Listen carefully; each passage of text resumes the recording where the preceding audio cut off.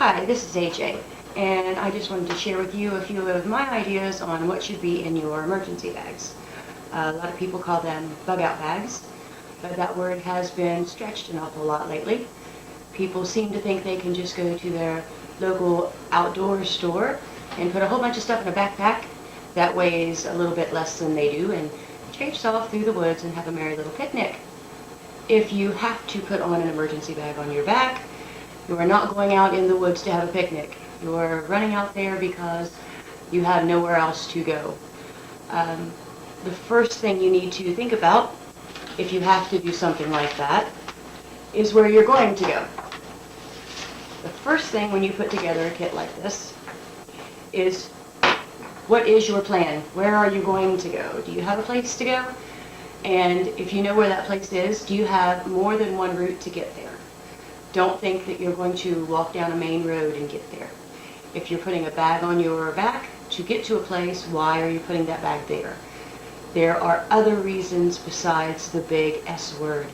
Yes, the shit may have hit the fan, and you have to forego your original place of survival, and you may need to go somewhere just because it's safer. But there are many reasons why it's safer. If a hurricane comes, if a tornado comes, if your house is ripped off the hinges, yeah, you need a new place to be. If that's the case, those roads may not be there. Those roads may not be safe. Those roads may be cluttered. They may be impassable. If you have a safe place to go, the best routes will not include a bridge. Bridges are going to be definitely vulnerable, especially if there are earthquakes, tornadoes, anything like that. So make sure that you have at least another route if your path is going to be jeopardized in any way. Your bag itself, your bag should be comfortable. You need to be able to carry it and not carry it just across the street. Make sure that you can pack your bag in a light fashion so that you can take it on a long trip, not just a little 1 mile hike. You may have a safe place you're going to go. That doesn't mean that place will be there. Make sure that you can extend that walk or that journey with that bag if you have to. You probably have more than just yourself to consider. You probably have multiple bags ready for yourself and your family. Make sure that you have a few extra things in your bag, or that you can take on a few extra things in your bag if you become separated. If one of the bags for some reason is damaged, something has fallen out of the bag, make sure that if you're traveling, especially with children, make sure that you have something in your bag to procure maybe more than just yourself. I have things that are in my bag that I would like to show you. Some things that I'm going to show you may not always be in my bag, or I may have just stuck in there as an example of things that you can carry. So don't think I carry all this stuff in my bag all the time, because I don't. We test things in our bag often. Most of the stuff that you see coming out of my bag are new, only because we replenish our bags. We rotate stock in our bags just like our preps. We pack up bags quite often, especially in the summertime, and go off in the woods. We may stay there for a day or two. We may just pack a day pack with the kids and make sure that they see how to use the things that are in our bags. We make sure they can use the things in our bags. They can make sure that they know how to use all the things that are in our triangle.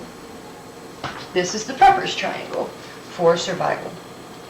And we have primarily food and water. We have shelter and heat. We have protection, the survival's triangle, and this is my center for my triangle. I made my triangle and it is special to me. These pictures are just a little different than maybe some other pictures in a complete survival triangle. This triangle not only needs to be honored in everything that we do, it also needs to be present in our bag.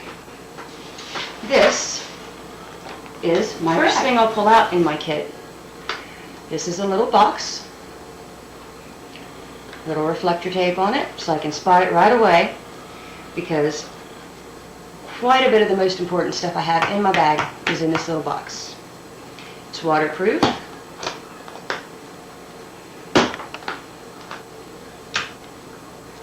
Have a bandana. This is not a fashion statement. I can use this for many different things. I can turn this into a water filter. It may not get out everything I need to, but it can help.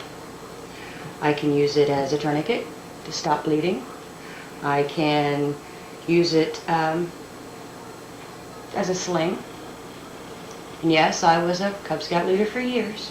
I know these things. So everything that's in my kit has multiple uses. If it just has one, there's a lot of things I've taken out of my kit because it only has one use. I like things that have multiple purposes. This is Vaseline. Sounds kind of corny, but there are all kinds of cotton balls in this little box. I can use my cotton balls, my Vaseline. My cotton balls will burn for a very long time with my little packed up matches. So I got fire covered, right? Fire is already taken care of on my list. Nope. I never use one source of fire. On the side of my pouch, if I can find it here. Oh, front zipper. Backpack with lots of holes. Lighters. Also, one of the things I took out of my kit, just because there's so many things in here to carry, and we used it the other day to do another example. I have a flint and steel kit that's normally in here. So I have at least 3 different sources of fire.